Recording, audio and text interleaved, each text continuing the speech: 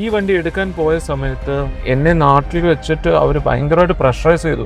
Sir low kilometre വണ്ടിയാണ്, sir ഇവിടെ വരുന്നതിന് മുമ്പ് ഈ വണ്ടി കച്ചവടമാവും, ഇമ്മീഡിയറ്റ്ലി 50,000 പേ ചെയ്യണമെന്നൊക്കെ പറഞ്ഞിട്ട് നമ്മളെങ്ങ് പ്രഷറൈസ് ചെയ്തു. കണ്ടു കഴിയുമ്പോൾ ഞങ്ങൾക്കൊരു കാര്യം മനസ്സിലായി, അങ്ങനെ ഇങ്ങനെ എളുപ്പത്തിലൊന്നും നല്ല വണ്ടി നമുക്ക് അവിടെ നിന്ന് എടുക്കാൻ പറ്റില്ല. പേയ്മെൻ്റ് എല്ലാം കൊടുത്ത് വണ്ടി എടുത്ത് നാട്ടിലേക്ക് പോന്നു. ലേറ്റസ്റ്റ് സ്റ്റേജിലാണ് അറിയുന്നത് ആ വണ്ടിക്ക് ഫൈൻ ഉണ്ടെന്ന്. അപ്പോൾ പുള്ളി എൻ്റെ അടുത്ത് ലിമിറ്റഡ് എഡിഷൻ ആണെന്ന് പറഞ്ഞു. നമ്മുടെ ക്വാർട്ടർ ക്ലാസ്സിൽ ഒരു ലോഗോ ഒട്ടിച്ചിട്ടുണ്ട്, ലിമിറ്റഡ് എഡിഷൻ. നമ്മൾ ഈ ആമസോണിലൊക്കെ ലിമിറ്റഡ് എഡിഷൻ എന്ന് പറഞ്ഞ് കിട്ടത്തില്ലേ, ആ സാധനം. അതിൻ്റെ ഇൻഫോർടൈൻമെന്റ് സ്ക്രീനിൽ ആ വണ്ടിയുടെ ഹിസ്റ്ററിയും സർവീസ് ഹിസ്റ്ററിയും കാര്യങ്ങളൊക്കെ ഇൻഫോർടൈൻമെന്റ് സ്ക്രീൻ. അങ്ങനെ ഒരു സംഭവം ആ വണ്ടിയിലില്ല. സർ ഇതിൽ ഹിസ്റ്ററി ഭയ്യാ ये लिमिटेड एडिशन गाड़ी है ना, इसमें नहीं आता है. റോഡ് ടോക്സിന്റെ പുതിയൊരു വീഡിയോയിലേക്ക് സ്വാഗതം. ഒത്തിരി പേര് ചോദിച്ചൊരു റിലവൻ്റ് ആയിട്ടുള്ള ക്വസ്റ്റ്യൻ ആണ് ഇന്ന് നമ്മൾ ഡിസ്കസ് ചെയ്യാൻ പോകുന്നത്. എൻ്റെ കൂടെ ഉള്ളത് ബിബിൻ ചേട്ടനാണ്, നമ്മുടെ Q6 പ്രീമിയം കാർ കെയറിന്റെ പാർട്ണറാണ്. അപ്പം നമ്മൾ നേരത്തെ വീഡിയോസിലൊക്കെ നമ്മൾ ഇതുപോലെ ഡ്രൈവിലൊക്കെ പോയി സംസാരിച്ച് പല ടോപ്പിക്സ് ഇട്ടായിരുന്നു. അതൊക്കെ നല്ല റീച്ച് ആയിരുന്നു, അതിന് നിങ്ങൾ നല്ല രീതിയിൽ സപ്പോർട്ട് ചെയ്തു. അതുകൊണ്ടാണ് അതിൽ വന്ന കുറച്ച് ക്വസ്റ്റ്യൻസ് ഈ വീഡിയോയിലൂടെ ക്ലാരിഫൈ എന്ന് വിചാരിക്കുന്നു. അപ്പം എൻ്റെ ഒരു ഫ്രണ്ട് കഴിഞ്ഞ ദിവസം പോയി പുറത്തുനിന്ന് ഡൽഹിയിൽ നിന്ന് ഒരു വണ്ടി എടുത്തുകൊണ്ട് വന്നപ്പോഴാണ് അറിയുന്നത് NOC കിട്ടത്തില്ല, പല റൂൾസ് മാറി. അപ്പോൾ പ്രീമിയം കാറും ഒക്കെ എടുത്തുകൊണ്ട് വരുന്നത് പോലും ഒത്തിരി ആൾക്കാരുണ്ട്. എനിക്കും ഇടയ്ക്ക് ഒരു ആഗ്രഹമുണ്ട് പ്രീമിയം കാർ എടുത്തുകൊണ്ട് വരണം. അപ്പോൾ ഈ ഒരു ഫീൽഡിൽ ഏറ്റവും എക്സ്പീരിയൻസ്ഡും അതുപോലെ അങ്ങനെ എടുത്ത് പരിചയം ഉള്ള ആളെന്ന രീതിയിൽ എന്താണ് ഇതിനെപ്പറ്റി, ഇപ്പം ഒത്തിരി റൂൾസ് മാറി, ഒത്തിരി സ്കാം നടക്കുന്നുണ്ട്, ഒത്തിരി ഒരു പറ്റിക്കപ്പെട്ടുകൊണ്ടിരിക്കുകയാണ്. അപ്പൊ എന്താ അതിന്റെ ഒരു കറക്റ്റ് ഒരു ഈ ഫീൽഡിൽ എക്സ്പീരിയൻസ് ഉള്ള ആളല്ല ഞാൻ. 2 വണ്ടികൾ കൊണ്ടുവന്നിട്ടുണ്ട്. പോയി ഡൽഹി പോയി, അതിലൊരു വണ്ടി ഇതാണ്, ഇതെൻ്റെ സ്വന്തം വണ്ടിയാണ്. അത് കൂടാതെ ഒരു X5 നമ്മൾ കൊണ്ടുവന്നിട്ടുണ്ടായിരുന്നു. അപ്പം ഇതിൻ്റെ എക്സ്പീരിയൻസ് എന്ന് പറഞ്ഞാൽ ഒരുപാട് പേര് ഇപ്പം തിമോ പറഞ്ഞതുപോലെ ഒരുപാട് പേര് ചീറ്റ് ചെയ്യപ്പെട്ടിട്ടുണ്ട്. പല വണ്ടികൾക്ക് NOC കിട്ടാത്ത അവസ്ഥകളുണ്ട്. പല ആൾക്കാരും ഇവിടെ വന്നു കഴിയുമ്പോഴത്തേക്ക് അതിൻ്റെ ഫൈൻ ഇഷ്യൂസ്, അങ്ങനെ പല അവിടെ ചെന്ന് വില കേട്ട് ഭയങ്കര ചീപ്പ് റേറ്റ് എന്ന് കേൾക്കുമ്പോൾ ചാടി കയറി എടുത്തിട്ട് പോരും. അപ്പം അതിൽ കുറേ ഏജൻസും ഇൻ ബിറ്റ്വീൻ നിൽക്കുന്നുണ്ട്. നമുക്ക് ഏജൻസിനെ എല്ലാവരെയും അടിച്ച് ആക്ഷേപിക്കാൻ പറ്റില്ല, നല്ല ഏജൻസും ഉണ്ട്. പക്ഷെ എന്നാലും മെജോറിറ്റി ആൾക്കാർ, കുറേ ആൾക്കാരൊക്കെ ഇതുപോലെ പറ്റിക്കപ്പെട്ടവരുണ്ട്. അപ്പം ഇതിൻ്റെ ഒരു റിലവൻറ്റ് സംഭവം എന്താണെന്ന് വെച്ചാൽ, ഇപ്പം ഞാൻ ഈ വണ്ടി 1 year ആയി ഇപ്പോൾ എടുത്തിട്ട് വന്നിട്ട്. ഓക്കെ. അപ്പം ഈ വണ്ടി എടുക്കാൻ പോയ സമയത്ത് ഞാൻ ഇതുപോലെ ഒരു ഏജൻറ്റ് പറഞ്ഞിട്ടാണ് ഞാൻ പോകുന്നത്. പക്ഷേ നമ്മൾ അവിടെ പോയി കണ്ട വണ്ടികളും അതും എന്നെ നാട്ടിൽ വെച്ചിട്ട് അവർ ഭയങ്കരമായിട്ട് പ്രഷറൈസ് ചെയ്തു. സാർ ലോ കിലോമീറ്റർ വണ്ടിയാണ്, സാർ ഇവിടെ വരുന്നതിന് മുമ്പ് ഈ വണ്ടി കച്ചവടമാവും, ഇമ്മീഡിയറ്റ്ലി 50,000 പേ ചെയ്യണമെന്നൊക്കെ പറഞ്ഞിട്ട് നമ്മളെങ്ങ് പ്രഷറൈസ് ചെയ്തു. അപ്പം എൻ്റെ കൂടെ എൻ്റെ ഒരു ഫ്രണ്ട് ഉണ്ടായിരുന്നു, മിസ്റ്റർ കുര്യൻ ഉണ്ടായിരുന്നു. അപ്പം ഞാൻ ചിലപ്പോൾ കൊടുത്തു പോയേനെ, പക്ഷെ പുള്ളിയുടെ ഒരു സ്റ്റാൻഡായിരുന്നു Bivin never ever give payment എന്ന് പറഞ്ഞിട്ട് പുള്ളി ഭയങ്കരമായിട്ട് സ്ട്രോങ് ആയിട്ട് എൻ്റെ അടുത്ത് പറഞ്ഞു. അപ്പോൾ അത് കാരണം ഞാൻ കാശ് കൊടുത്തില്ല. ഓക്കെ. പക്ഷെ ഞങ്ങൾ അവിടെ ചെന്നപ്പോഴും ആ വണ്ടി കച്ചവടം ആയിട്ടില്ലായിരുന്നു. ആ വണ്ടി പോയി കണ്ടു കഴിഞ്ഞപ്പോഴത്തേക്കും അതിന്റെ ഷെല്ല്, അതായത് വണ്ടിയുടെ ബോഡി ഷെല്ലുണ്ടല്ലോ, ഷെല്ല് ഉൾപ്പെടെ റീപ്ലേസ് ചെയ്ത വണ്ടിയാണ്. സോ എനിക്ക് മെക്കാനിക്കൽ സൈഡിലേക്ക് അധികം നോളജ് ഇല്ല. എൻജിൻ സൈഡ് അങ്ങനെയുള്ള കാര്യങ്ങളൊന്നും നമുക്ക് അറിയില്ല. എനിക്ക് പക്ഷേ പെയിന്റ് റിലേറ്റഡ് ആയിട്ടുള്ള എന്ത് ഇഷ്യൂസ്, റീപെയിന്റഡ് പാനൽസ് ആണോ, പാനൽസ് റീപ്ലേസ് ചെയ്യണോ എന്നൊക്കെ നമുക്ക് ഈ ഫീൽഡുമായിട്ട് നിൽക്കുന്നതുകൊണ്ട് എനിക്ക് പെട്ടെന്ന് കണ്ടാൽ മനസ്സിലാവും. അപ്പം ഈ വണ്ടി നോക്കി അങ്ങനെ കുറേ വണ്ടികൾ ഞങ്ങളിങ്ങനെ കണ്ടു കഴിയുമ്പോൾ ഞങ്ങൾക്കൊരു കാര്യം മനസ്സിലായി, അങ്ങനെ ഇങ്ങനെ എളുപ്പത്തിലൊന്നും നല്ല വണ്ടി നമുക്ക് അവിടെ നിന്ന് എടുക്കാൻ പറ്റില്ല. അപ്പം നമ്മൾ പിന്നെയും OLXലൊക്കെ തപ്പി 1-2 വേറെ ഏജൻസുമായിട്ടൊക്കെ സംസാരിച്ചു. അങ്ങനെ ലാസ്റ്റാണ് ഒരാള് റിലവൻ്റ് ആയിട്ട് നമുക്ക് തോന്നി. അങ്ങനെ പുള്ളിയായിട്ട് നമ്മൾ സംസാരിച്ച് നമ്മളൊരു വണ്ടി ഇതുപോലെ ലോ കിലോമീറ്റർ ഉണ്ടെന്ന് പറഞ്ഞു. ഞങ്ങൾ പോയി ഡയറക്റ്റ് അവിടെ പോയി വണ്ടി കണ്ടു കഴിഞ്ഞപ്പോഴത്തേക്കും നമുക്ക് ഈ വണ്ടിയിൽ ഡൽഹിയിൽ ഓടുമ്പോൾ ഉണ്ടാവാവുന്ന സ്ക്രാച്ചസ് ഒക്കെ ഉണ്ടായിരുന്നു. ഇന്റീരിയർ ഒക്കെ അവർ വളരെ നീറ്റായിട്ട് കീപ്പ് ചെയ്തിട്ടുള്ള വണ്ടിയായിരുന്നു. അപ്പം അങ്ങനെ നമ്മൾക്കൊരു ലേമാൻ എന്നുള്ള രീതിയിൽ നമ്മൾ നോക്കി, അല്ലാതെ എനിക്ക് എൻ്റെ ഫീൽഡിൽ ബന്ധപ്പെട്ട ഇഷ്യൂസും കാര്യങ്ങളെല്ലാം ഞാൻ ചെക്ക് ചെയ്തായിരുന്നു. അപ്പോൾ എനിക്കത് ബാക്കിയെല്ലാം ഓക്കെ എന്ന് പറഞ്ഞ് നമ്മൾ പേയ്മെൻറ്റ് കൊടുത്ത് എടുക്കുമായിരുന്നു. കമ്പാരിറ്റീവ്ലി മാർക്കറ്റ് റേറ്റിൽ കിട്ടുന്ന വണ്ടിയുടെ പേയ്മെന്റിനെയും കാട്ടും കൂടുതലായിരുന്നു ഈ വണ്ടിയുടെ ഇയർ ഓഫ് മാനുഫാക്ചറിങ് വെച്ച് ഞാൻ കൊടുത്തത്. ഞാനത് കൊടുത്തത് എന്തുകൊണ്ടാന്ന് വെച്ചാൽ കിലോമീറ്റർ കുറവാണ്, ഞാനിത് ഇവിടെ കൊണ്ടുവന്ന് കച്ചവടം ചെയ്യാനുള്ള വണ്ടിയല്ല, എനിക്ക് എൻ്റെ പേഴ്സണൽ യൂസിന് വേണ്ടിയുള്ള വണ്ടിയാണ്. അപ്പം അങ്ങനെ ഞാനിത് നോക്കി എടുത്തൊരു വണ്ടിയാണ്.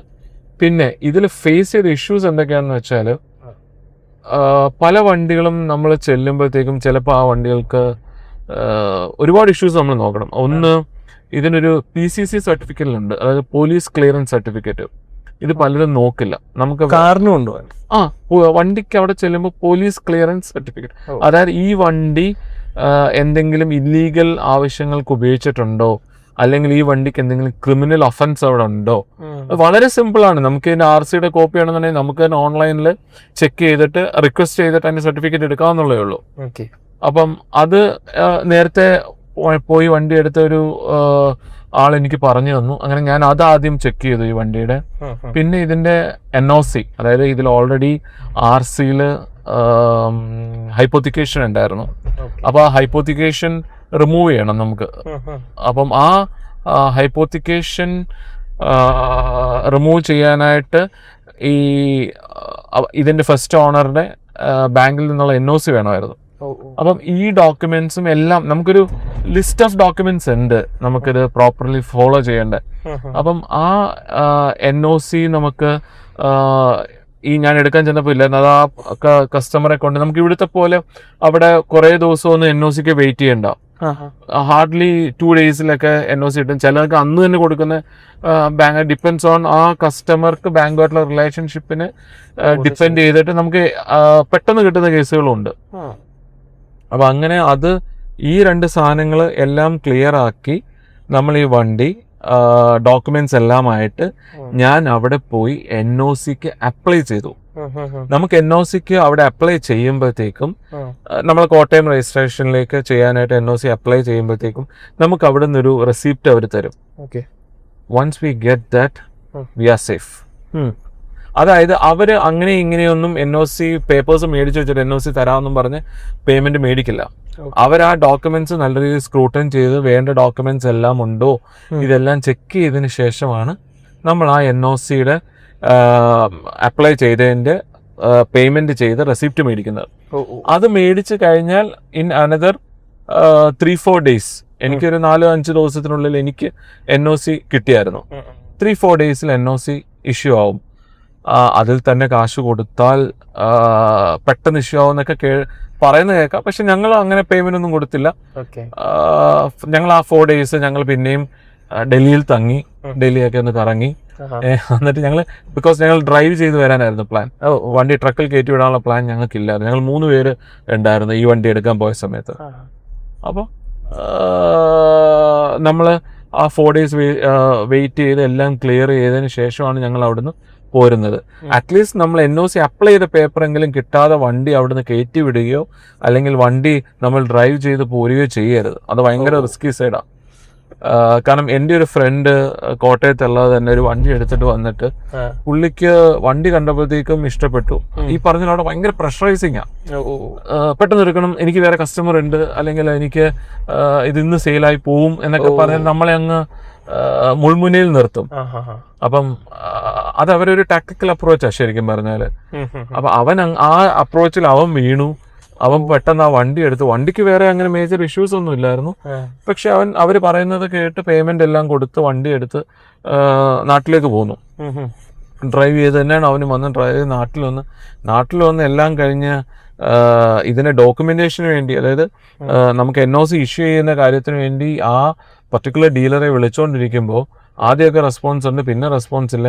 ലേറ്റസ്റ്റ് സ്റ്റേജിലാണ് അറിയുന്നത് ആ വണ്ടിക്ക് ഫൈൻ ഉണ്ടെന്ന്. ഫൈൻ ഈസ് അറൌണ്ട് നല്ലൊരു എമൗണ്ട്, എനിക്ക് അറൌണ്ട് 50,000 ഫൈൻ ഉണ്ടായിരുന്നു ആ വണ്ടിക്ക്. അപ്പം അത് ഈ പുള്ളിക്കാരൻ നോക്കിയില്ല. അപ്പൊ ഇതൊക്കെ ബേസിക് കാര്യങ്ങളാണ് നമുക്ക് ചെക്ക് ചെയ്യാൻ, നമുക്ക് ഓൺലൈൻ തന്നെ നമുക്ക് ചെക്ക് ചെയ്യാവുന്ന ബേസിക് കാര്യങ്ങളാണ് ഇതൊക്കെ. അപ്പം ഇതിപ്പോ ലാസ്റ്റ് അവരുമായിട്ട് നെഗോസിയേഷൻ ആയി. ലാസ്റ്റ് അവർ പറഞ്ഞു നിങ്ങൾ 50% തരണം. അങ്ങനെ എന്റെ ഫ്രണ്ട് 50% കൊടുത്തു, ബാക്കി 50% ആ കടക്കാർ എടുത്തു, ആ ഡീലർ എടുത്തു. അങ്ങനെയൊക്കെയാണ് അത് സോൾവ് ആയി പോയത്. അപ്പം ഈ നമ്മൾ പുറമേ കാണുന്ന പോലെ അത്ര ഈസി പരിപാടി അല്ല ഈ അതർ സ്റ്റേറ്റ് വണ്ടി കൊണ്ടുവരിക എന്നുള്ളത്. ഇത്രയും നൂലാമാലകൾ ഉണ്ട്. അപ്പം ഇതിൽ വേറൊരു പോയിന്റ് ഞാൻ പറഞ്ഞു. ഇപ്പൊ ഞാൻ ഈ ക്രിസ്റ്റ കൊണ്ടുവന്നു, ഒരു BMW X5 കൊണ്ടുവന്നു. അപ്പൊ നമ്മൾ രണ്ട് വണ്ടിയും ചെയ്ത് എന്താന്ന് വെച്ചാൽ നമ്മൾ അവിടെ ചെക്ക് ചെയ്യിച്ചു. ഓക്കെ. ഇപ്പൊ ക്രിസ്റ്റ ആണെങ്കിൽ തന്നെ നമ്മൾ ഷോറൂമിൽ ഇതിന്റെ ഹിസ്റ്ററി എടുത്തു, ഇതിന്റെ ഒരു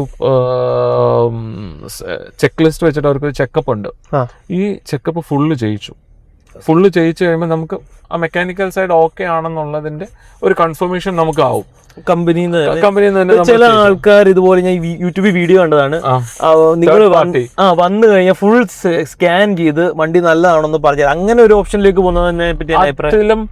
അങ്ങനെ ഒരു ഓപ്ഷന്റെ റിലവന്റ് ആയിട്ടുള്ള, അതായത് ഒത്തന്റിക് ആയിട്ടുള്ള കമ്പനികൾ ചെയ്യുന്നതാണെങ്കിൽ ഓക്കെ.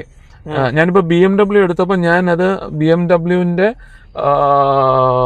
ഡൽഹിയിലുള്ള ഷോറൂം, എനിക്കത് ഇൻഫിനിറ്റി മോട്ടോഴ്സ് ആണെന്ന് തോന്നുന്നു, അവിടെ കൊണ്ടുപോയി അവരൊരു 360 പ്ലാൻ ഉണ്ടായിരുന്നു, 360 ചെക്കപ്പ് ഉണ്ടായിരുന്നു. അത് ചെയ്ത് എനിക്ക് തോന്നുന്നു അതിനൊരു 13,000 അറൌണ്ട് 15,000 അടുത്ത് എന്തോ ടാക്സ് ഉൾപ്പെടെ വരും.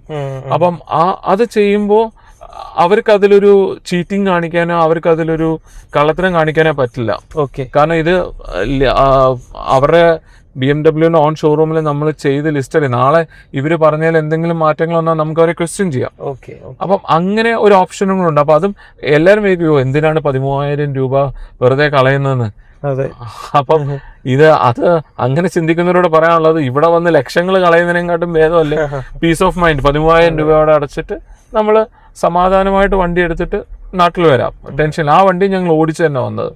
അപ്പൊ അത് കാരണം ഞങ്ങൾക്കൊരു റിസ്ക് എടുക്കാൻ പറ്റില്ല. ഞങ്ങൾ ഫുൾ ചെക്കപ്പ് ചെയ്ത് എല്ലാം ചെയ്ത് വീൽ അലൈൻമെന്റും ടയേഴ്സും എല്ലാം. കാരണം അറൌണ്ട് 2,800 to 2,900 കിലോമീറ്റേഴ്സ് എന്തോ ഉണ്ട് വൺ സൈഡ്. അപ്പൊ നമ്മൾ ഡ്രൈവ് ചെയ്ത് വരുന്നത് നമ്മളതെല്ലാം ക്രോസ് ചെക്ക് ചെയ്തിട്ട് തന്നെയാണ് പോകുന്നത്.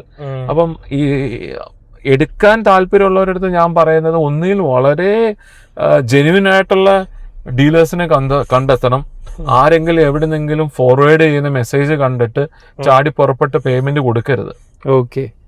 പറ്റുകയാണെങ്കിൽ നേരെ ഡയറക്റ്റ് പോയി വണ്ടി OLX കണ്ടെടുക്കുന്നതിലും തെറ്റൊന്നുമില്ല. ഓക്കെ. പക്ഷെ ആ വണ്ടി ഡയറക്റ്റ് എപ്പോഴും പോയി കണ്ട് നമുക്ക് ഉറപ്പ് വരുത്തിയതിനു ശേഷം എടുക്കുന്നതാണ് എപ്പോഴും നല്ല. അല്ലെങ്കിൽ നമ്മുടെ ആരെങ്കിലും ഒരു വിശ്വസ്തനായ ഒരാള് അവിടെ വണ്ടി നേരിട്ട് കണ്ടതിന് ശേഷം എടുക്കണം. അതുകൊണ്ട് മാത്രം എടുക്കാനും പാടില്ല. ഇന്ന് ഏയുടെ കാലമാണ്.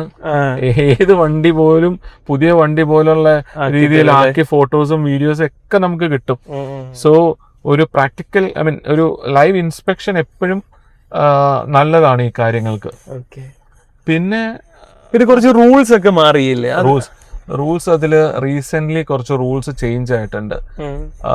അതായത് നേരത്തെ 12 months 1 year ഓളം നമുക്ക് അവിടുന്ന് കൊണ്ടുവരുന്ന വണ്ടി ഇവിടെ റീ രജിസ്റ്റർ ചെയ്യാതെ കീപ്പ് ചെയ്യാമായിരുന്നു.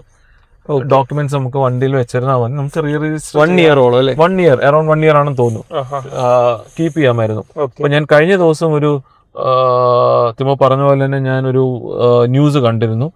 ആ 1 year എന്നുള്ളത് ഗവൺമെന്റ് 3 year വരെ നീട്ടിയിട്ടുണ്ട് എന്ന് പറയുന്നുണ്ട്. അപ്പൊ 3 year നമുക്ക് ആ 3 yearനുള്ളിൽ രജിസ്ട്രേഷൻ മാറ്റിയാൽ മതി. 3 yearനുള്ളിൽ രജിസ്ട്രേഷൻ മാറ്റിയാൽ മതി. എനിക്ക് അതിന്റെ ജെന്യൂനിറ്റിയും അതിന്റെ ഒത്തന്റിസിറ്റിയും എത്രമാത്രം ഉണ്ടെന്ന് അറിയില്ല. എനിക്ക് തോന്നുന്നു നമ്മുടെ മുഖ്യധാര മലയാളം ഓൺലൈൻ മീഡിയാസിൽ തന്നെ ആണെങ്കിൽ മാതൃഭൂമിയോ കേരളകൗമുദിയോ എന്തോ അവരുടെ ഓൺലൈൻ പേജിലാണ് ഞാനത് കണ്ടത്. അപ്പം അതിപ്പോ റീസെന്റ് വന്ന ഒരു അപ്ഡേഷൻ ആണ്. പിന്നെ ഇവിടെ രജിസ്റ്റർ ചെയ്യുന്ന അത്ര ഈ പറയുന്ന പോലെ ഒരു വലിയ ഇഷ്യൂസ് ഒന്നുമില്ല. അതിന്റെ കാൽക്കുലേഷൻ ഡിപ്പെൻഡ് ചെയ്യുന്നത് എങ്ങനെയാണെന്ന് വെച്ചാല്, നമ്മള് അവിടുന്ന് എടുക്കുന്ന വണ്ടി ഇപ്പൊ ഞാനിത് 2018 മോഡൽ ക്രിസ്റ്റ ആയിരുന്നു. അപ്പൊ 2018 മോഡൽ ക്രിസ്റ്റ എന്ന് പറയുമ്പോ ഇപ്പം 7 yearsോളം ആയി. പോയിട്ട് ബാക്കി 8 yearsന്റെ റോഡ് ടാക്സ് ഞാൻ ഇവിടെ അടയ്ക്കണം. അപ്പം അതെങ്ങനെയാ ശരി നമ്മൾ ചിന്തിക്കുന്ന ഒരു കാര്യം എന്താ വെച്ചാല്, ഓൾറെഡി ഇതിന് 15 വർഷത്തെ റോഡ് ടാക്സ് അടച്ച വണ്ടിയാ. മനസ്സിലായോ? ശരിക്കും നമ്മളിത് അടയ്ക്കുന്ന സമയത്ത്, നമ്മളിവിടെ റീ രജിസ്റ്റർ ചെയ്യുന്ന സമയത്ത് ഇതിന്റെ ഓണറിന് ആ ഫണ്ട് അവിടുന്ന് റീഫണ്ട് എടുക്കേണ്ടതാണ്. പക്ഷെ അത് ഇന്ന് വരെ കിട്ടിയ ചരിത്രം ഇല്ല. അത് ശരിക്കും അങ്ങനെ ചെയ്യാം, അതാണ് റൂള്. പക്ഷെ അങ്ങനെ ആരും പോയി ചോദിച്ച് കിട്ടിയായിട്ട് എനിക്കറിവില്ല. ഇതിന്റെ കാൽക്കുലേഷൻ എന്ന് പറഞ്ഞാൽ ഈ പറഞ്ഞ പോലെ 8 years കഴിഞ്ഞു, ഇനി എനിക്ക് ബാലൻസ് ഉള്ള 7 years കഴിഞ്ഞു, ഇനി എനിക്ക് ബാലൻസ് ഉള്ള 8 years. ആ 8 yearsലേക്ക് വേണ്ടിയാണ് ഞാൻ ഇവിടെ ടാക്സ് അടയ്ക്കുന്നത്. സപ്പോസ് ഈ വണ്ടിയുടെ എക്സ് ഷോറൂം പ്രൈസ് 20 lakhs ആണെന്ന് വെച്ചു. ആ എക്സ് ഷോറൂം പ്രൈസിന്റെ 21% ആണ് നമ്മൾ 15 വർഷത്തേക്ക് റോഡ് ടാക്സ് അടയ്ക്കുന്നത്. അപ്പം ആ എക്സ് ഷോറൂം പ്രൈസിന്റെ 21% എടുത്തിട്ട് അതിനെ ഡിവൈഡ് ബൈ 15, എന്നിട്ട് അപ്പൊ നമുക്ക് പെർ ഇയർ നമുക്ക് എത്ര ചാർജ് ചെയ്യുന്നതെന്ന് കിട്ടും. ആ ചാർജ് ചെയ്യുന്നത് ഇൻറ്റു നമ്മുടെ ബാലൻസ് എത്ര വർഷത്തേക്കുണ്ട്, അതായത് ഇൻറ്റു 8 years. അതാണ് ഇതിന്റെ കാൽക്കുലേഷൻ വരുന്നത്. അപ്പൊ ഒരു ചോദ്യം കൂടെ എനിക്ക് ചോദിക്കാനുള്ളത് ലാസ്റ്റ് ആയിട്ട്, ഇപ്പം അതർ സ്റ്റേറ്റ് 2 വണ്ടി എടുത്തു. അതെ. അപ്പം ശരിക്കും അത് ഇവിടെ വന്നു കഴിയുമ്പോഴത്തേക്ക് എന്തായാലും അതിന് കുറച്ച് പണിയും കാര്യങ്ങളൊക്കെ കണ്ടെന്നിരിക്കും. ഞാൻ ഈ വണ്ടിയില് അത് ഓരോരുത്തരെ ഡിപ്പെൻഡ് ചെയ്തിരിക്കും കേട്ടോ. ഇപ്പൊ എനിക്ക് ഈ വണ്ടിയിൽ മെക്കാനിക്കൽ സൈഡ് പക്കയായിരുന്നു. കംപ്ലീറ്റ് ലുക്കേ മാറ്റിയില്ലേ? ഞാനത് വെറൈറ്റി കളർ. അതെ, ഞാനത് ഇവിടെ വന്നതിന് ശേഷം നമുക്ക് എന്റേതായ രീതിയിലേക്ക് കുറെ ചേഞ്ചസ് ഞാൻ ഇത് സൗണ്ട് സിസ്റ്റം ചെയ്തു. പിന്നെ സൗണ്ട് സിസ്റ്റം കുറച്ച് ഞാൻ കുറച്ച് ഹാർഡ് കോർ പാട്ടുകൾ കേൾക്കുന്ന ആളാണ്. ഭയങ്കര എപ്പോഴും ഒറ്റയ്ക്കായിരിക്കും മിക്കതും കസ്റ്റമേഴ്സിനെ മീറ്റ് ചെയ്യാനൊക്കെ പോകും. അപ്പൊ ഞാൻ അതനുസരിച്ച് എൻ്റെ ഇഷ്ടത്തിനനുസരിച്ചുള്ള രീതിയിൽ ഞാൻ സൗണ്ട് സിസ്റ്റം ചെയ്യിപ്പിച്ചു. പിന്നെ അതെല്ലാം അഡീഷണൽ ആയിട്ട് നമ്മൾ ചെയ്തതാണ്. അപ്പം ഇത് സൗണ്ട് സിസ്റ്റം ചെയ്തേക്കുന്നത് ട്യൂണപ്പ് പ്രോ എന്ന് പറഞ്ഞിട്ട് കൊച്ചിയിലുള്ള ഒരു ഷോപ്പാണ്. പിന്നെ ഞാൻ നമ്മുടെ ഷോപ്പിൽ തന്നെ നമ്മളിത് ഫുള്ള് റീപെയിന്റ് ചെയ്തു. റീപെയിന്റ് ചെയ്തത് മെർസിഡസിന്റെ മേബാക്കിന് വരുന്ന ഒരു കളർ കോമ്പിനേഷൻ, ഡ്യുവൽ ഷെയ്ഡ്, നല്ല രസമുണ്ട് അത്. അപ്പം അങ്ങനെ അത് ചെയ്തു. പിന്നെ ഇതിൽ ഫുൾ PPF ഒട്ടിച്ചു. അപ്പം ശരിക്കും പറഞ്ഞാൽ ആൾക്കാർ ചിന്തിക്കും ഇവൻ എടുത്ത വിലയും ഇവിടുത്തെ ഈ കാൽക്കുലേഷൻ ഒക്കെ വരുമ്പോഴത്തേക്കും കേരളത്തിൽ മേടിക്കുന്ന വണ്ടിയുടെ വിലയായി. പക്ഷെ കേരളത്തിൽ എനിക്ക് ആ വിലക്ക് ഈ വണ്ടി എടുത്തിട്ട് എനിക്ക് ഇത്രയും കാര്യങ്ങൾ ചെയ്യാൻ പറ്റത്തില്ല. എത്ര കിലോമീറ്ററിൽ എടുത്ത വണ്ടി? ഞാനിത് 40,000 കിലോമീറ്റർ. ശരിക്കും ഇപ്പൊ സാറ്റിസ്ഫൈഡ് ആണ് 100%. ഞാൻ ഈ വണ്ടിയുടെ കാര്യത്തിൽ 100% അതർ സ്റ്റേറ്റ് എടുക്കുന്നത് അല്ലെ? BM എടുത്തപ്പോഴും BM 100% സാറ്റിസ്ഫൈഡ് ആണ്. അപ്പം ഈ അതർ സ്റ്റേറ്റ് എടുക്കുന്നതുകൊണ്ട് ഞാനിതാ പറഞ്ഞത്, ഈ പറഞ്ഞ കുറെ പോയിന്റ്സ് ഉണ്ടല്ലോ, നമ്മൾ ഇത് മനസ്സിൽ വെച്ചേക്കണം. ഒരു വളരെ ലേസി ആയിട്ട് അല്ലെങ്കിൽ വളരെ ഫ്രീ ആയിട്ട് എനിക്ക് ആ വണ്ടി 10 ലക്ഷം രൂപയ്ക്ക് കിട്ടിയെന്നും പറഞ്ഞിട്ട് പോയൊരു ക്രിസ്റ്റ ചാടിപ്പോയി എടുക്കരുത്. അപ്പം ഇതിന്റെ എല്ലാ സൈഡും നോക്കുക. നമ്മുടെ എൻജിന്റെ സൈഡ് ആണെങ്കിലും, പെയിന്റ് ക്വാളിറ്റി ആണെങ്കിലും, ഇന്റീരിയേഴ്സ് ആണെങ്കിലും, പേപ്പർ വർക്ക്സ് ആണെങ്കിലും, അപ്പൊ ഇതൊക്കെ എന്ന് പറഞ്ഞാൽ നമുക്ക് ഇവിടെ ഇരുന്നുകൊണ്ട് ഒരാളെ ഓവർ ഫോൺ വിളിച്ചിട്ട്, ഇപ്പൊ സപ്പോസ് ഒരു ഏജന്റ് ആണെന്ന് തോന്നുന്നു, ഏജന്റ് തന്നെ ചേട്ടാ വണ്ടി ഇങ്ങനെയാണ് അങ്ങനെയാണ് എന്നൊക്കെ പറയും. സോ നമുക്ക് ആ ഏജന്റ് അത്രമാത്രം വേണ്ടപ്പെട്ട ആളാണ്, അല്ലെങ്കിൽ അത്ര നമുക്ക് റീച്ചബിൾ ആയിട്ടുള്ള ഒരാളാണെങ്കിൽ ഇറ്റ്സ് ഫൈൻ. കാരണം ഇല്ലെന്നുണ്ടെന്നുണ്ടെങ്കിൽ അവർ പറയുന്നത് വിശ്വസിച്ചിട്ട് ഒരു കാരണവശാലും വണ്ടി എടുക്കരുത്. അവർക്ക് എങ്ങനെയും അവിടുന്ന് ആ വണ്ടി തെള്ളിവിടാനേ അവര് നോക്കുള്ളൂ. വൺസ് വണ്ടി ഇവിടെ വന്നു കഴിഞ്ഞാൽ പിന്നെ നമ്മള് കൈയും കാലിട്ട് അടിക്കാനേ പറ്റുള്ളൂ. അതിനപ്പുറത്തേക്ക് നമുക്ക് ഇവിടെ ഒന്നും ചെയ്യാൻ പറ്റില്ല. വേറൊരു സ്കാം എന്താ നടക്കുന്നത് വെച്ചാല്, നമ്മളിപ്പോ ബ്രോ ഈ ക്ലസ്റ്ററിലേക്ക് ഒന്ന് സൂം ചെയ്യാമോ? നമ്മളിപ്പം ക്ലസ്റ്റർ ഓൺ ചെയ്യാമോ? ഇപ്പൊ നമ്മുടെ ക്ലസ്റ്ററില് ഈ ഇത്രയും ലൈറ്റ്സ് കത്തി. അപ്പം ഇപ്പൊ ഹാൻഡ് ബ്രേക്കിന് ലൈറ്റ് ഉണ്ട്, എഞ്ചിൻ ലൈറ്റ് ഉണ്ട്, അങ്ങനെയുള്ള പല പല ലൈറ്റ്സ് കത്തുന്നുണ്ട്. അപ്പം നമ്മൾ കണ്ട ഒരു വണ്ടിയിൽ നമ്മളിപ്പം വണ്ടി സ്റ്റാർട്ട് ചെയ്യുന്ന സമയത്ത് നമുക്കറിയാം ആ വണ്ടിയിൽ എന്തെങ്കിലും പ്രശ്നങ്ങളുണ്ടെങ്കിൽ ആ ലൈറ്റ്സ് പോപ്പപ്പ് ചെയ്ത് വരും. അപ്പോൾ ഇവിടെ വിദ്വാന്മാർ ചെയ്യുന്നത് എന്താണെന്ന് വെച്ചാൽ, ഈ ക്ലസ്റ്റർ റിമൂവ് ചെയ്തിട്ട് ആ ലൈറ്റ്സ് വരുന്ന ഭാഗം ഉണ്ടല്ലോ അതിനകത്ത് സ്റ്റിക്കർ ഒട്ടിക്കും. അപ്പൊ ആ പർട്ടിക്കുലർ പൊസിഷനിൽ ലൈറ്റ് തെളിയുമ്പോൾ കാണുകയല്ല. അപ്പം ഇത് ഞാൻ കണ്ടെന്നാ, ഞങ്ങൾ പോയി, അത് ടൊയോട്ടയിലെ നമ്മൾ പോയി കണ്ട ഒരു വണ്ടിയിൽ ഞാൻ ക്ലസ്റ്റർ നോക്കിയപ്പോഴത്തേക്കും ക്ലസ്റ്ററിനകത്ത് ചെറിയ ഇങ്ങനെ സ്ക്രാച്ച് പോലെ ഉണ്ട്. അപ്പൊ ഞാൻ വിചാരിച്ചു ഇതിനകത്തൊരു ഗ്ലാസ് വരുന്നുണ്ട്, ആ ഗ്ലാസിനകത്ത് ക്ലസ്റ്റർ വരുന്നത്. ഗ്ലാസ്സിലെ സ്ക്രാച്ച് ആണെന്നറിയാൻ ഞാൻ ജസ്റ്റ് ഇങ്ങനെ തുടച്ചു നോക്കിയപ്പോ അതല്ല. പിന്നാണ് മനസ്സിലായി, ഞാൻ സൂക്ഷിച്ചു നോക്കിയപ്പോ അതിനകത്ത് ആ മറ്റേ എഞ്ചിൻ ലൈറ്റ് വരുന്നതിനകത്ത് അകത്ത് എന്തോ സാധനം ഒട്ടിച്ചിട്ടുണ്ട്. അത് ശരി. അപ്പം അങ്ങനെ ഉള്ള പരിപാടി വേറെ നടക്കുന്നുണ്ട് അവിടെ. അപ്പം കാരണം ഇപ്പൊ പിന്നെ വേറൊരു സംഭവം എന്താ വെച്ചാൽ, എനിക്കൊന്ന് 10 years 10 വർഷം കഴിഞ്ഞ വണ്ടികൾക്ക് അവിടെ ഇപ്പൊ NOC കിട്ടാൻ ഭയങ്കര പാടാണെന്നും കൂടെ പറയുന്നുണ്ട്. അപ്പൊ എങ്ങനെയും ആ 10 വർഷം കഴിഞ്ഞ വണ്ടികൾ എങ്ങനെയും തള്ളിവിടും. നമ്മളൊക്കെ വളരെ എന്താ പറയുക, നമുക്ക് ഭയങ്കര ഒരു മാജിക് റേറ്റ് ഒക്കെ നമുക്ക് തന്നിട്ട് അവർ സെൽ ഔട്ട് ചെയ്യാൻ നോക്കും. ഓ അത് ശരി. NOC കിട്ടത്തുമില്ല, ഒന്നും കിട്ടത്തില്ല. ഇവിടെ വന്ന് നമുക്കത് ഇങ്ങനെ ഷോക്കേസിൽ സൂക്ഷിക്കാം, അത്രേ ഉള്ളൂ. അപ്പം അത് ശ്രദ്ധിക്കേണ്ട ഒരു കാര്യമാണ്. ഇതൊക്കെ നമുക്ക് ഒരു ലേമാനെ ബുദ്ധിമുട്ടാണെന്നറിയാം. ഈ ഏറ്റവും ഈസി മെത്തേഡ് എന്ന് പറഞ്ഞാൽ നമ്മളൊരു വണ്ടി ഓൾമോസ്റ്റ് കൺഫേം ആയി കഴിഞ്ഞാൽ ആ വണ്ടിയുടെ നേരെ ഷോറൂമിലേക്ക് പോവുക, ആ പർട്ടിക്കുലർ വണ്ടിയുടെ ഷോറൂമിൽ ചെല്ലുക, അവരെ കൊണ്ട് ഫുൾ ഇൻസ്പെക്ട് ചെയ്യുക, എന്നിട്ട് എടുക്കുക. That's the best way. പിന്നെ നമ്മൾ ശ്രദ്ധിക്കേണ്ടതെന്ന് പറഞ്ഞാൽ ഈ കിലോമീറ്റേഴ്സ് ജെന്യുവിൻ ആണോ എന്നുള്ളതാണ്. പല വണ്ടികളിലും ഇപ്പം നമ്മൾ പറയും പണ്ടത്തെ അനലോഗ് ഇതല്ല, ഡിജിറ്റൽ ആയതുകൊണ്ട് മാറ്റാൻ പറ്റില്ല, വെറുതെയാണ്. നല്ല ഉഗ്രമായിട്ട് ഡിജിറ്റലൊക്കെ മാറ്റുന്ന ആൾക്കാരുണ്ട്. അപ്പം ഈവൻ ഗ്ലാസ് തന്നെ, ഞാൻ ഡൽഹിയിൽ ചെന്നപ്പോൾ എൻ്റെ അടുത്തൊരു അവിടുത്തെ ഒരു ഡീലർ തന്നെ പറയാം, നമ്മള് ബേസിക്കലി നമ്മൾ ഇവിടെയൊക്കെ വണ്ടി നോക്കുമ്പോൾ നമ്മൾ ഗ്ലാസ്സിൽ വന്നിട്ട് അതിൽ മാനുഫാക്ചറിങ് കാണും ഗ്ലാസ്സിൽ. അപ്പൊ നമ്മൾ നോക്കുമ്പോൾ ഇപ്പൊ ഫ്രണ്ട് ഗ്ലാസ് മാറിയിട്ടുണ്ടോ, മാറിയിട്ടുണ്ടെങ്കിൽ നമ്മൾ ഉടനെ ചിന്തിക്കും ഒന്നിൽ ആക്സിഡന്റ് അല്ലെങ്കിൽ എന്തോ സംഭവിച്ചിട്ടുണ്ടോ വണ്ടിക്ക്. നമ്മൾ അവിടെ തൊട്ട് നമ്മൾ സ്പോട്ട് ചെയ്യാൻ തുടങ്ങും. പക്ഷേ ഡൽഹിയില് ഈ ഗ്ലാസിന്റെ ആ മാർക്കിങ് വേറെ. അതായത് ഈ ഇപ്പൊ സപ്പോസ് അവരൊരു ഫ്രണ്ട് ഗ്ലാസ് മാറിയിട്ടുണ്ടെങ്കിൽ ആ ഗ്ലാസ്സിന് പഴയ ഗ്ലാസിന്റെ മാർക്കിംഗ് ഇടാൻ വരെ അവിടെ ആൾക്കാരുണ്ട്. ശരി. സോ നമുക്കൊന്നും ഈ പറയുന്നത് പോലെ ബ്ലാങ്ക് ആയിട്ട് നമുക്ക് വിശ്വസിച്ച് ചെയ്യാൻ പറ്റില്ല. എല്ലാം അതാ ഞാൻ പറയാം, ഒരു ഫിസിക്കൽ വെരിഫിക്കേഷൻ ഉണ്ടെന്നുണ്ടെങ്കിൽ ഒരു പരിധി വരെ നമ്മൾ രക്ഷപ്പെടും. നമ്മൾ അവിടെ പോയി കണ്ട്, എന്തായാലും മെനക്കെട്ട് ഇത്രയും കാശ് കൊടുത്ത് എടുക്കുന്ന, അപ്പൊ അവിടെ പോയി കണ്ട് വണ്ടി നേരിട്ട് ഇൻസ്പെക്ട് ചെയ്ത് ഒരു പറ്റുകയാണെന്നുണ്ടെങ്കിൽ നല്ലൊരു മെക്കാനിക്കോ അല്ലെങ്കിൽ അങ്ങനെയുള്ള ആരെങ്കിലും ഒരാളെ കൂടെ കൂട്ടുക.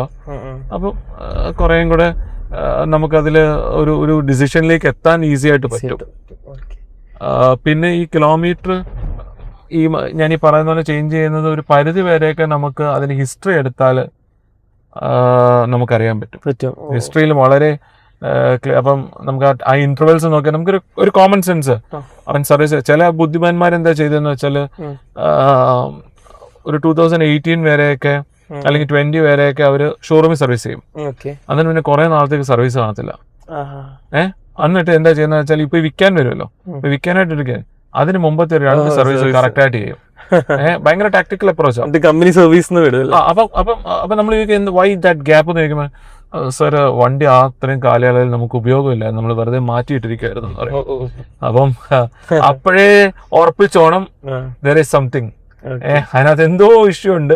അപ്പം ആ കാലയളവിൽ ഇവര് കൂടുതൽ കിലോമീറ്റർ ഓടിയിട്ടുണ്ട്, എന്നിട്ട് തിരിച്ചു മറിക്കും. അപ്പൊ ഇങ്ങനെയുള്ള പല എന്താ പറയാ സ്കാംസും ഇതിനകത്ത് ഈ ഡൽഹി വണ്ടികൾ വരുന്നതിനകത്ത് നടക്കുന്നുണ്ട്. അപ്പം ഇതൊക്കെ സൂക്ഷിച്ചും കണ്ട് നമ്മൾ ഒരു പരിധി, എല്ലാത്തിൽ നിന്നൊന്നും നമുക്ക് രക്ഷപ്പെടാൻ പറ്റത്തില്ല, എന്നാലും ഒരു പരിധി വരെ ഇങ്ങനെയുള്ള കാര്യങ്ങളൊക്കെ ശ്രദ്ധിച്ചാൽ ക്ലിയർ. അതിനകത്ത് ഞാൻ X5 എടുക്കാൻ പോയ സമയത്തുള്ളൊരു ഇൻട്രസ്റ്റിംഗ് കാര്യം ഞാൻ പറയാം. അതായത് X5 എടുക്കാൻ ഇതുപോലെ തന്നെ ഞങ്ങൾ 4 പേരുണ്ടായിരുന്നു. അപ്പം ഞങ്ങളിങ്ങനെ കുറേ സ്ഥലങ്ങളിൽ തപ്പി. അപ്പം കരോൾ ബാഗിലുള്ള ഒരു കട, ആ കടയിലെ പുള്ളിക്കാരൻ ഇങ്ങനെ തപ്പി നടന്നപ്പം ഞങ്ങളുടെ റിക്വയർമെന്റ് എന്താണെന്ന് മനസ്സിലാക്കിയിട്ട് പുള്ളി പറഞ്ഞ് മേരെ പാസേ ഗാഡിയായി. അപ്പം ഞാൻ ചോദിച്ചു, നമ്മുടെ റിക്വയർമെന്റ് എല്ലാം സാറ്റിസ്ഫൈ ചെയ്യുന്ന വണ്ടി, അതായത് കിലോമീറ്റർ കുറവാണ്, വണ്ടി മിന്റ് ആണ്, വണ്ടി ഇപ്പൊ ഞങ്ങൾ ഇവിടെ എടുത്തിട്ടിട്ട് സർവീസ് ഡ്യൂ ആയതുകൊണ്ട് ഞങ്ങൾ ഷോറൂമിൽ സർവീസിന് കൊടുത്തിരിക്കുക എന്ന് പറഞ്ഞു. അപ്പൊ അത്രയും കാര്യമായിട്ട് പുള്ളി പറഞ്ഞപ്പോഴത്തേക്കും നമ്മൾ വിചാരിച്ചു ഫൈൻ, നമ്മൾ ഉദ്ദേശിച്ച സാധനം ഇതായിരിക്കാം. ഞങ്ങൾ കുറെ തപ്പി. എന്നിട്ട് ഞങ്ങൾ എന്താ ചെയ്തതെന്ന് വെച്ചാൽ അന്ന് അവിടെ സ്റ്റേ ചെയ്തു. പിറ്റേന്ന് രാവിലെ പുള്ളി ഒരു 11 മണിയൊക്കെ വരുമ്പോൾ ഞങ്ങൾ അവിടെ ചെന്നപ്പോ എവിടുന്നും എടുത്തോണ്ട് വന്നൊരു പഴയ വണ്ടി ഫുള്ള് കഴുകിക്കൊണ്ടിരിക്കുക. അപ്പൊ ഞാൻ ചോദിച്ചു വണ്ടി വന്നോ? അപ്പൊ പറഞ്ഞ് അതാ വണ്ടി, സർവീസിന് പോയ വണ്ടി വാഷ് ചെയ്തില്ലേ? ഇല്ല, നിങ്ങൾക്ക് എമർജൻസി പറഞ്ഞു ഞങ്ങൾ പെട്ടെന്ന് എടുത്തോണ്ട് വന്നെന്ന് പറഞ്ഞേ. അപ്പൊ പുള്ളി എൻ്റെ അടുത്ത് ലിമിറ്റഡ് എഡിഷൻ ആണെന്ന് പറഞ്ഞു. അപ്പൊ ഞാൻ പറഞ്ഞു ഓക്കെ. അപ്പൊ ഞാൻ നോക്കിയപ്പം നമ്മുടെ ക്വാർട്ടർ ഗ്ലാസ്സിൽ ഒരു ലോഗോ ഒട്ടിച്ചിട്ടുണ്ട്, ലിമിറ്റഡ് എഡിഷൻ.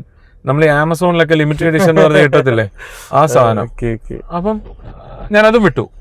ഓക്കെ, നമ്മൾ കയറി നമുക്ക് അതിന്റെ ഇൻഫോർടൈൻമെന്റ് സ്ക്രീനിൽ ആ വണ്ടിയുടെ ഹിസ്റ്ററിയും സർവീസ് ഹിസ്റ്ററിയും കാര്യങ്ങളൊക്കെ ഇൻഫോർടൈൻമെന്റ് സ്ക്രീൻ.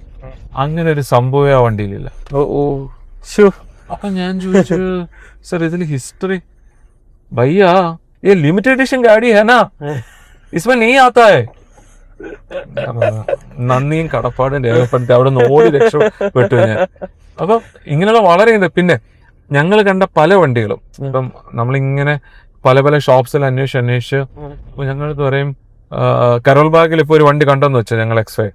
അപ്പം പറയും സർ हमारे पास है एक गाड़ी लेकिन आप इधर नहीं है, कुछ दूर है എന്ന് പറയും. എന്നിട്ട് അവന്റെ വണ്ടിയില് നമ്മളെ കൊണ്ട് പോകും. അന്നേരം കൊണ്ടുപോയി കാണിക്കുന്ന വണ്ടി ഏതാണെന്നറിയോ? നമ്മൾ കരോൾ ബാഗിൽ കണ്ട വണ്ടി. ഓ അത് ശരി. എന്നിട്ട് ഈ വണ്ടി തന്നെ ഒരു വേറെ ഡ്രൈവറേൽ ദൂരെ കൊണ്ടിട്ടിട്ട് നമ്മളെ ഇവിടുന്ന് കൊണ്ടുപോയിട്ട് അത് ആ വണ്ടി അല്ലെന്നുള്ള രീതിയിൽ അല്ലെങ്കിൽ അങ്ങനെ സ്ഥാപിക്കാൻ വേണ്ടിയൊക്കെ പല പല പരിപാടികൾ നടക്കുന്നുണ്ട് അവിടെ. അപ്പം ഈ പറഞ്ഞതുപോലെ പോയി എടുക്കുന്നതും തെറ്റല്ല. നല്ല ഡിസ്കൗണ്ട്സിലും നമുക്ക് വണ്ടികൾ കിട്ടും. നമ്മൾ ആഗ്രഹിച്ച് ഇവിടെ നിന്ന് സ്വപ്നം കാണാൻ പറ്റാത്ത വണ്ടികൾ നമുക്ക് അവിടെ പോയി ചെറിയ വിലക്ക് എടുക്കാൻ പറ്റും. പക്ഷെ ഈ പറഞ്ഞ മാനദണ്ഡങ്ങൾ, ഈ പറഞ്ഞ കുറെ ക്രൈറ്റീരിയാസ് എല്ലാം ചെക്ക് ചെയ്തിട്ട് എടുക്കുക. അപ്പൊ അങ്ങനെയാണെന്നുണ്ടെങ്കിൽ നിങ്ങൾക്കൊരു പീസ് ഓഫ് മൈൻഡ് ഉണ്ടായിരിക്കും. ഓക്കെ. അപ്പം നമ്മുടെ ഈ വീഡിയോ ഭയങ്കര യൂസ്ഫുൾ ആയിട്ടൊരു വീഡിയോ ആയിരുന്നു. കുറച്ച് ടൈം ലെങ്തി വീഡിയോ ആണെങ്കിലും വീഡിയോ കണ്ടവർക്ക് മനസ്സിലാവും അതുപോലെ വാല്യുബിൾ ആയിട്ടുള്ള ഇൻഫർമേഷൻ ആണ്. അതായത് 2 വണ്ടി പോയി എടുത്ത് ഒരു അനുഭവമാണ് പറഞ്ഞത്. അപ്പൊ ഇത്രയും സ്കാംസും കാര്യങ്ങളും ഇതിൻ്റെ അകത്ത് ഒളിഞ്ഞിരിപ്പുള്ളത് എനിക്ക് തന്നെ ഫസ്റ്റ് ടൈം ഞാൻ ഇന്ന് അറിയുന്നത്. അതുകൊണ്ട് ഈ വീഡിയോ ഫുൾ നിങ്ങൾ കണ്ടെന്ന് ഞാൻ ഉറപ്പായിട്ടും വിശ്വസിക്കുന്നു. അപ്പം നെക്സ്റ്റ് വീഡിയോയിൽ നമുക്ക് കാണുന്നെങ്കിൽ എന്തെങ്കിലും ഡൗട്ട്സും കാര്യങ്ങളും ഉണ്ടെങ്കിൽ ജസ്റ്റ് കമൻറ്റ് ചെയ്യുക. എന്തുണ്ടെങ്കിലും നമ്മുടെ നെക്സ്റ്റ് വീഡിയോയിൽ അത് ആഡ് ചെയ്യാൻ ശ്രമിക്കുക. അപ്പോൾ നെക്സ്റ്റ് വീഡിയോയിൽ കാണാം. Till then bye.